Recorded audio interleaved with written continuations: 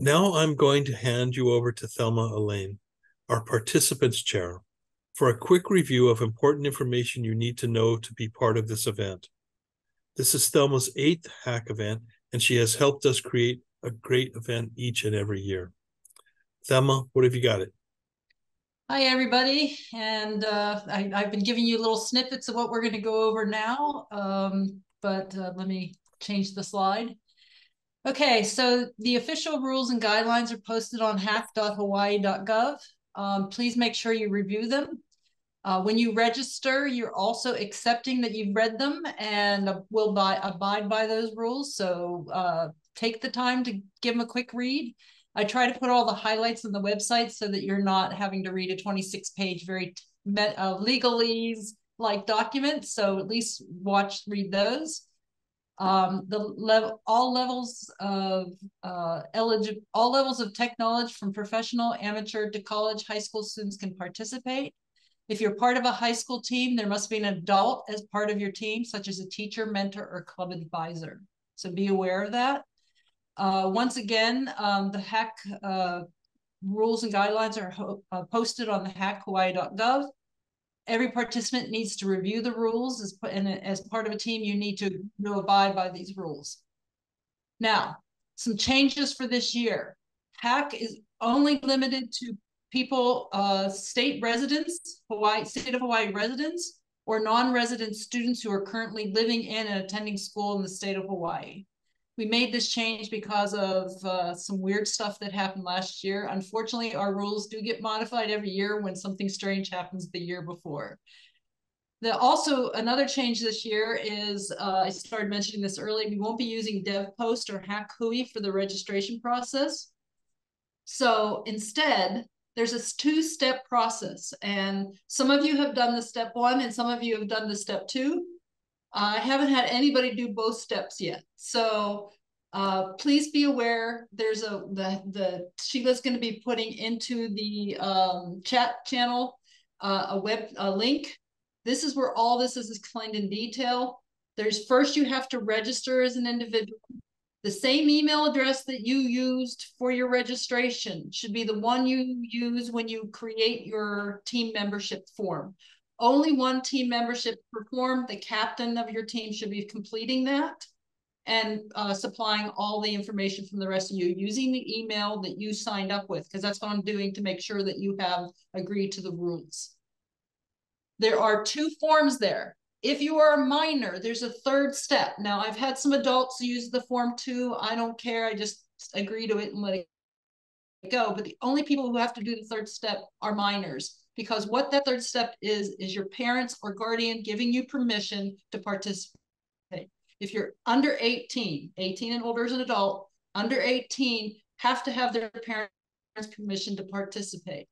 And the reason that's kind of really important is you might be on a video screen, you're going to be recorded, you're going to potentially win a prize. We can't give you prizes unless your parents know you're doing this, so you got to get their permission. I can't allow you to participate until we get that document. Please don't make me chase you down like I have to do every year. So at the end of completing your individual registration form, there's a link there that lets you continue the process. I will also be reminding you, and Sheila will also be sharing with you a little bit.ly link to that process. So if you've already completed your individual form and you're a minor and you haven't had your parents sign something, use that link from today. Team captains, please remember to use the email address that they used on their individual participation form when you have registered. If you don't complete the minors, if you don't complete the forms, you don't compete. So please be sure to get that done. Team completion, and this is only the team portion, needs to be done by 5 p.m. October 24th. You need to complete the team form and hit submit, and you need to have picture challenge. If you do it today and go, oh, I changed my mind, you can change your mind up until 5 p.m. You can't go fix the form, so you'll have to Slack me and let me know that you've changed your mind. You just keep communicating to me. I'll take care of everything with you. Okay? So if you have to add teammates after October 24th at 5 p.m., that's okay. Again, you can't go back and update your form, so you'll have to just let me know if you're adding a teammate or removing a teammate. If any of your teammates have not completed their paperwork, and this is adult or minors because there's 2 steps for everybody this year, then I will notify the team captains that they're not qualified to participate, and them as well. They'll be CC'd. You'll both be emailed or Slack if you're on Slack. Project submission's a little different this year. Usually we use DevPost to do it. But for moving forward, what we're going to do is we're going to use a Google Doc, and you will be on the registration website. There is a bit.ly link again that will lead you to a Google Doc. Don't use it yet. That form needs to be submitted no later than 9 a.m. November 13th, Monday. Once we receive that document, my judges know that you want to be evaluated, that you're ready to be evaluated, and no code freezes, so you can keep coding, but you just have to have that form submitted by 9 a.m., not 9:01, not 9:05. Of course, I'm usually pretty flexible, but 9 o'clock, November 13th, submit that form, and then George Lee, our tech manager, will assign your app submission to a tech judge to be reviewed. Any questions on that before I continue? Okay. So Thelma, just to confirm, when we turn in that form, we should stop coding because they'll check on stuff. No, do not stop coding. You're welcome to continue coding, but don't break anything. I will caution you on don't break anything. You don't have to do a code freeze, but I would recommend you make sure that whatever version you're sharing with the judges works.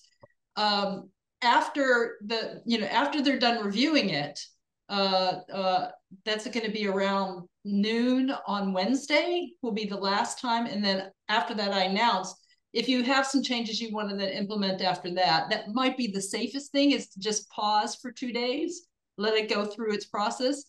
But if you have an epiphany one evening and go, oh my God, this is so much better, feel free to do what you have to do, but please make sure you test your work and that it works still. Okay, everybody? Remember, I think this is not a separate slide, no. Open source. Anything you code from today until November 18th is open source, and you need to label it that way. There is, in the instructions, there are links to different open source resources. If you think your project is really great and maybe you come up with an amazing solution for Nicole or for Lahaina, and they go to you, oh my God, this is a great start. From November 19th on, you can make that private. But prior to that, during the portion that you submit for your process here, that's all open source. And remember to do that. There's no other maybes to that. Okay? Code of conduct. We abide by the rules. Oh, sorry. Let me go. I've already gone over this. Excuse me. I lost track of where I was. The code of conduct. We use the Code for America rules, which is basically everybody should feel safe and respected. We don't, if we hear of anybody being abusive or bullying or anything like that, you will be immediately ejected from the event, the person who's doing the activity, not the person who's getting bullied. So please be aware that this is meant to be a good experience, a happy experience, a enlivening experience for everybody. Technical scoring and presentation scoring is the same as the last couple of years. Maximum 5 points for 6 different categories. The difference here is when you submit some of the information, you used to submit it on DevPost, and we'll go into this when George is here this afternoon. We'll actually show you the form and what to do. There's 3 different versions of the form, depending on whether you're going to be coded, low-coded, or a mobile app, because we need different resources or information for the judges to find your information. Remember, your working prototype needs to have been deployed, and deployed refers to the fact that somebody can get to it. They don't have to have special tools, that it can be private, but live somewhere that they can have access to. Excuse me as I continue. We will continue to have the tech review category. It's still a 300-word maximum. This is now on the submission form, and you do need to get a little more specific than, yeah, we're gonna make this safe, right? So try to come up with some good explanation of how you don't have to implement it for your prototype. You have to at least know that you've considered it and what you've considered, and that has to be answered. Presentation scoring is 4 categories again, with the 5 points per category. The summary works out to, everybody gets 2 tech judges, and we'll have between 5 and 6 presentation judges. What we do is we take the judge scores from the 2 tech judges, and then we average them out. Then we can have a maximum of 25 teams. We take 2 teams, the 2 top teams from every challenge. So in this case, it'll be 10 teams. We take the top 4 high school and middle school teams, so that gives us 14. We take the top team from the open challenge, so that's 15. The last 10 slots will be filled in for anybody else, the next highest score, regardless of what challenge they are, to a maximum of 25 teams. And if we don't have enough teams that meet the scoring deadline, which is 60% or higher for your technical results, we will have fewer teams present then. Then the judges will score as well. Your maximum percentage is then added to your tech score judges and averaged, and that average result will be your standing at the end of the event.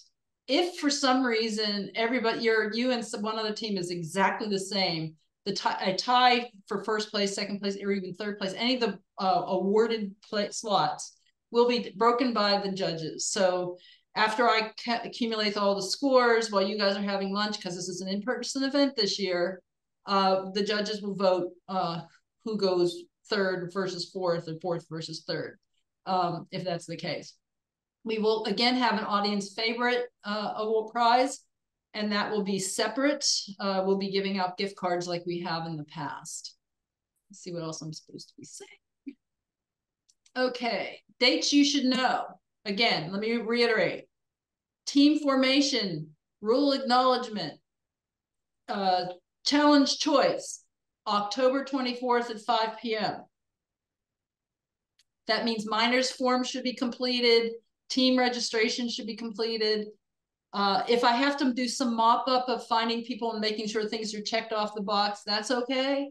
But I don't want to I'm not going to take a team formation like a week later, or maybe a day later would be okay. But much past 5 p.m., I get a little cranky about it. We've had this capability open now for 2 weeks, 3 weeks. I know that this is the first time some of you are hearing about it, so you have 4 or 5 days to do this. If you run into any problems, you know how to reach me. I'll help you through it. Challenge Declaration Day is also that day, so you have to have picked one. There's a team out there that picked a challenge that ended up canceling, so you'll need to let me know. I've emailed you this morning. Sorry about that. I forgot that I had added the challenges to the team submission form. Forgive me. This corrected now, and the 5 correct challenges are there. If you have an open challenge, you fill out the blank row with your idea, and then that has to be approved. Okay. Tech review begins Monday, November 13th at 9 a.m., which means if you're going to submit by then. There's the form. Team announcement selections will be Wednesday, November 15th. There'll be a team pitch tech check at UH West Oahu between 4 and 5:30 p.m. If you've been selected, you need to come by with your at least as much of the deck as you have, and how you're going to do your demonstration, because we've got to figure that out because we haven't been live for a while. So we may have to dot some I's and cross some T's on that. So I really appreciate you coming by and making sure everything's going to work for you that day, for the next day. Judging and presenting day then is again at West Oahu, the same room, from 9:30 to 2. The presentation starts somewhere between 10 or 10:15. I have a question. Yep, go ahead. So might have some teammates who are from Maui. If they are going to present, they won't know if they need to come over or were selected until the 15th, and then they have to be there by the 17th. Is that correct? We'll figure out what to do about that. Okay. We one of our sponsors this year is Hawaiian Airlines. So what we're going to do is we're going to, depending on how many people there ends up being, so I can't give you a specific number, any specific details, because I've got to wait and see.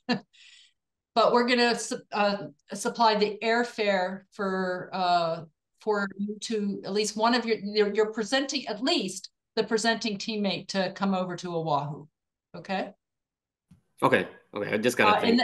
In that particular case, are you on Oahu or are you on Maui? I'm on Oahu, but I might not be here on the 17th. So okay, so let's leave it at, we'll figure out how to make it work if they get accepted. But okay, we are going to pay the airfare for at least one of those teams. We'll be refunding that. Okay. Okay, sounds good. Okay. All right. Thank you for asking. I forgot to mention that. Workshops that are coming up. October 28th is the first interim workshop. We will be having a discussion from Microsoft again on security and privacy. There have been some changes, so this has been updated from last year, so be sure to attend. The afternoon of that day is meeting with the challenge sponsors that are available. So far, 4 of the 5 are available. I haven't heard otherwise from the rest of the group. So expect to be able to meet with them like you're going to be meeting with them again today. Always know that you have Slack as an alternative if you can't make it to that event. November 4th, 9:30 to 1, we are doing the Pitch Your Solution presentation again. Always, it's not required, but it's strongly encouraged that whoever is creating the pitch and whoever's giving the pitch show up. The other benefit is the person who is giving the pitch is a former first prize winner of the HACC a few years ago. And he does a really great job, and he really puts it in perspective of how to do a good pitch from a former winner. So that one, don't miss that one. If you missed it last year, I'm sure he'll make some changes, but be sure to be here again. Try to be here for it this year. And then in the afternoon, we leave it as an Ask Me Anything session, so that if you have any questions about your submissions, since they're going to be, a week from that day, or if you have any other questions that around how to do things, or if you've had any issues, that's an opportunity for you to get those questions answered face to face. The tools that we use for communication, everything is on hackhawaii.gov. I am particularly calling out the HACC registration forms. Please, 2 steps, individual and then the team formation. The new submission form is there. You can see that, and that link will be it's actually on the registration form or the registration landing page at the hack.gov. So you'll be able to take a look at that if you want, but don't submit anything yet because obviously it's not quite time. That one you can correct, by the way. That's the beauty of a Google app. You can correct a Google form. You can correct it if you need to go back and correct it. We're over 200 people on Slack, so I'm assuming most of you are already there. But if you aren't, once again, you need to be on Slack to participate in this event. And then since no dev post has to be on here, but GitHub is still being used for repositories for coded solutions. And I think that's it for me. Back to you, James. Oh, unless there's any questions. Was there any questions? Sorry. Any other questions? Awesome. James, back to you. Okay, thank you, Thelma. Sorry. Well, there's a lot to do, and we've all had a few busy and exciting weeks ahead with all these informative workshops. They are, of course, aimed at helping you with your solutions and building your toolbox for your future career in IT. You've heard all the rules and deadlines, but what you haven't heard is the prizes for the top scoring teams. Again, we thank all our generous sponsors for helping us provide prizes. Prizes for both the custom coded and the no code top solutions are: first place, $4,000, second place, $2,000, and third place, $1,000. Additionally, we have prizes for middle high school top solutions: first place, $1,500, second place, $1,000, and third place, $500. So there's something to incentive here to get you guys to complete these forms and take part again.